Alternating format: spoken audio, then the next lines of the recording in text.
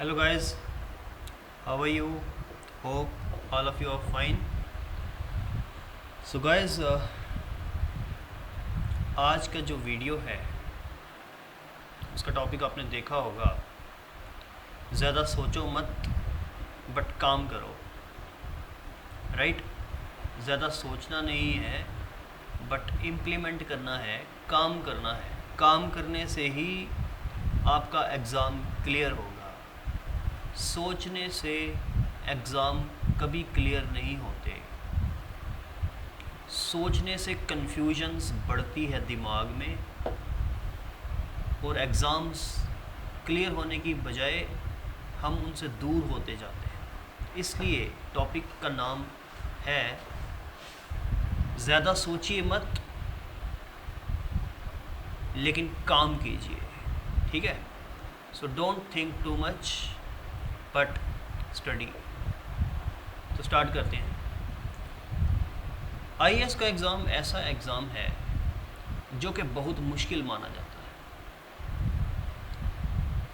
अब जो चीज़ मुश्किल होती है हमें लगता है कि वो अनअचीवेबल या it is very difficult to achieve, ऐसा लगने लगता है।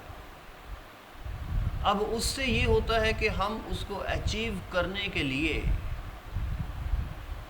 हर मुमकिन कोशिश करते हैं,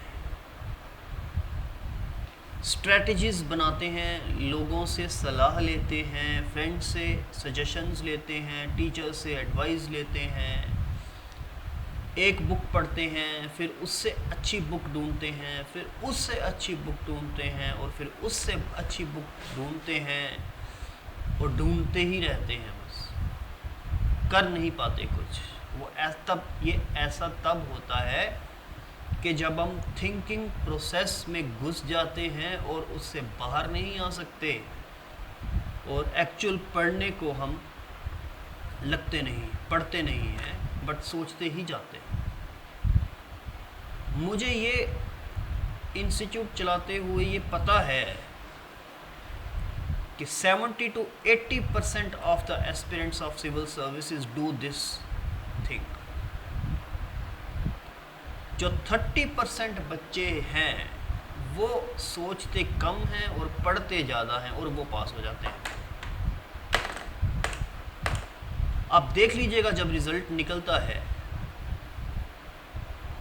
तो जो पास होने वाला होता है उसको नंबर ऑफ़ बुक्स हमेशा कम पढ़ी होंगी, number of teachers who taught him वो कम होंगे, नंबर ऑफ़ पीपल फ्रॉम हुम ही सीक एडवाइस वो कम होंगे और थिंकिंग प्रोसेस उसका ज़्यादा देर नहीं चलता होगा, सिर्फ पढ़ता होगा वो बच्चा। लेकिन जो फेल हो जाते हैं ये उसका उल्टा करते हैं।